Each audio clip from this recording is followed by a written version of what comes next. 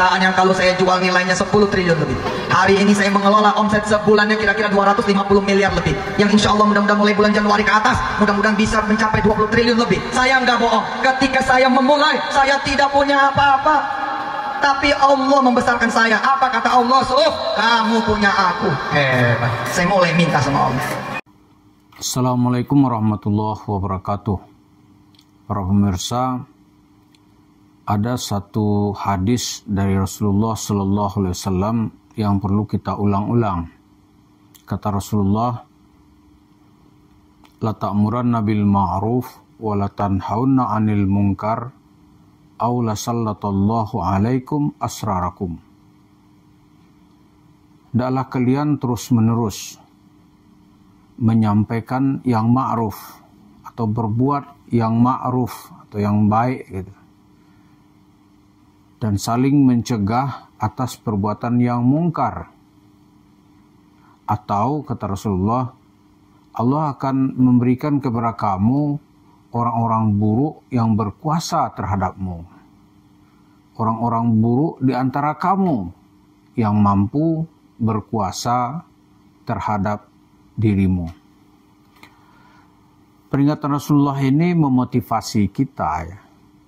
Kenapa kita terus-menerus menyoroti apa yang dilakukan Yusuf Mansur itu adalah sebuah perbuatan yang bertentangan dengan perbuatan yang ma'ruf, atau yang dia sampaikan itu adalah perbuatan yang mungkar. Jadi selama Yusuf Mansur gitu, dalam 20 tahun terakhir ini memang nggak ada patokan bagi masyarakat di dalam menyampaikan atau menerima pengajaran Islam. Maka muncullah Yusuf Mansur gitu. Orang yang baru habis mengalami musibah ya, secara ekonomi tahun 98 itu, ya pada tahun 2005 itu kita baru sembuh gitu, dari derita perekonomian. Banyak orang yang mengintrospeksi diri tentang apa yang terjadi pada dirinya pada tahun-tahun sebelumnya.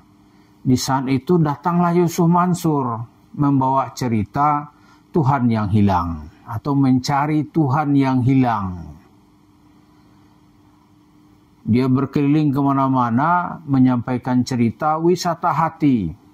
Ini mendapat sambutan yang luar biasa. Tapi sambutan masyarakat ini oleh Yusuf Mansur bukanlah sambutan tulus. Dia menumpang di balik itu tuh bagaimana meraup duit masyarakat untuk kepentingan dirinya sendiri. Kebetulan Yusuf Mansur pada tahun-tahun itu masih berada di titik kemiskinan yang parah. Maka dia menggunakan cara-cara di mana masyarakat sedang haus akan siraman rohani, dia menggunakannya untuk memperkaya dirinya sendiri.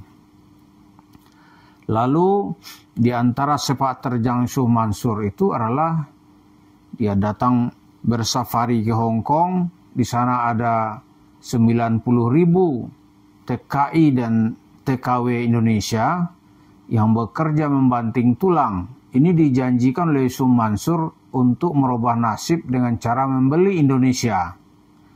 Di setiap orang dipotong gajinya setiap bulan, ya paling sedikit $10. Bahkan ada yang sampai $100 sebulan. Kalau $10 itu artinya 100.000 dikali berapa tahun dia bekerja. Kalau $100 itu artinya 1 juta setiap bulan untuk membeli Indonesia. Seperti apa membeli Indonesia? Nggak ada wujudnya. Yang wujudnya nampak terasa. Kemudian Yusuf Mansur sudah punya tanah di Sentul yang jumlahnya itu 10 hektar milik pribadi. Lalu ketika orang-orang ini balik, dia ingin meminta investasinya gitu. Yusuf Mansur malah balik menantang. Mana buktinya gitu. Kebetulan ketika dia ke Hong Kong itu memang sengaja dia meraup duit masyarakat itu dengan minus barang bukti. Karena orang percaya dia sebagai tokoh agama, minus barang bukti. Artinya kwitansi penerimaan itu memang tidak semuanya punya. Jadi orang-orang seperti ini Berlanjutlah sikap Yusuf Mansur, dia sikat lagi ketika itu jemaah Masjid Kota Wisata Cibubur itu jumlahnya ada 55 miliar rupiah lebih kurang, yang melibatkan 250 orang mulai dari marbot sampai nanti pengusaha-pengusaha kaya yang percaya kepada dirinya. Lalu dengan cara-cara seperti ini, apa yang akan terjadi pada masyarakat Muslim? Masyarakat Muslim kita secara umum nanti itu tidak akan pernah menikmati bagaimana suasana keislaman dan suasana kemajuan yang sudah dicita-citakan. Jadi kalau kita lihat kenapa sih dibanding strata sosial gitu, umat Islam di Indonesia dibanding dengan di Malaysia misalnya, atau di negara tetangga kita yang lain, di Singapura, kenapa kok kita rasanya tuh di bawah gitu? Padahal semangat beragama kita mungkin lebih baik dari tetangga-tetangga kita gitu. Penyebabnya adalah karena ada orang seperti Yusuf Mansur yang menunggangi semangat beragama masyarakat itu untuk kepentingannya sendiri, ya kan? Atau menyelewengkan rasa beragama masyarakat itu untuk memperkaya dirinya sendiri, sehingga masyarakatnya menjadi lelah dan letih, tapi tidak memperoleh kebahagiaan apa-apa. Misalnya ya, Sumansur cerita sedekah kaya gitu. Sekarang kalau kita tanya, kita verifikasi, siapa yang kaya dari cerita sedekahnya? Ya dirinya sendiri.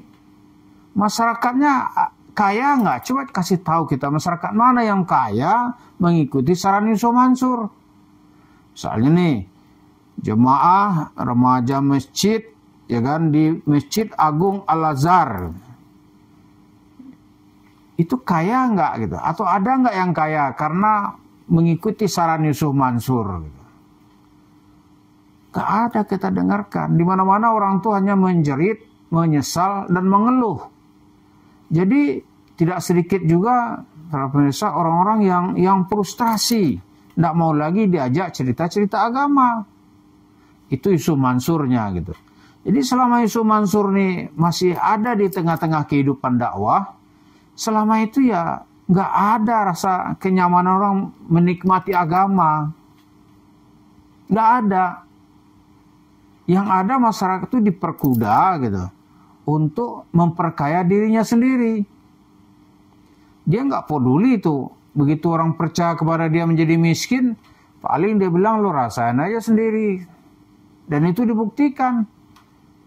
Jemaah masjid yang sudah serius sekali itu, sungguh-sungguh untuk berbuat baik untuk agama yang dibimbing katanya oleh Yusuf Mansur. Tahu-tahu setelah mengikuti Yusuf Mansur, misalnya almarhum Pak Khalid. Ini mohon maaf kepada keluarga, ini kita sebut berkali-kali.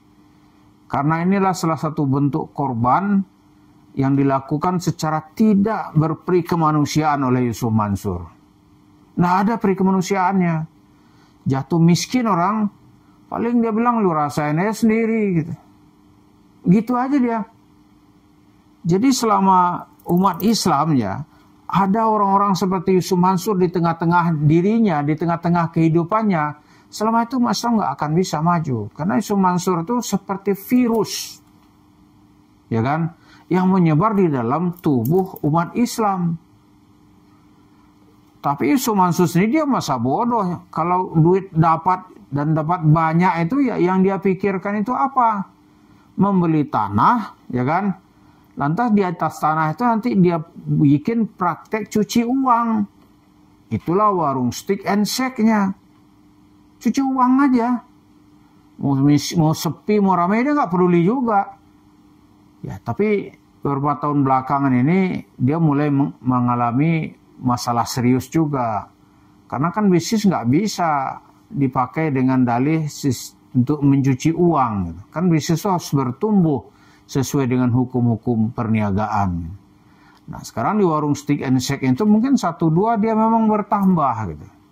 Tapi ya ancaman bangkrutnya juga besar. Kenapa? Ya karena itu tadi, niat awalnya itu untuk memindahin atau ngadalin lah duit masyarakat untuk kepentingan pribadi. Jadi dia tidak ingin pure untuk membangun bisnis. Nah, bagi masyarakat akibatnya itu masyarakat terhalang gitu untuk menikmati Islam yang indah itu seperti apa gitu. Terhalang karena ada orang seperti Yusuf Mansur. Karena itu kesadaran yang tumbuh ini sekarang ini timbul satu kata saja. Tidak ada cerita kalau Yusuf Mansur yang mempunyai inisiatif apapun. Karena ujung-ujungnya pasti ingin menimpe ya, mengambil uang dari masyarakat dengan cerita-cerita yang menarik. Jadi mari kita ikuti terus pertumbuhan warung steak Yusuf Mansur yang katanya berkembang baik, tapi juga dilaporkan banyak sekali tempat-tempatnya warung steak itu juga mengalami usaha kebangkrutan alias tutup. Inilah Yusuf Mansur yang menjadi virus di tengah-tengah umat Islam. Terima kasih. Assalamualaikum warahmatullahi wabarakatuh.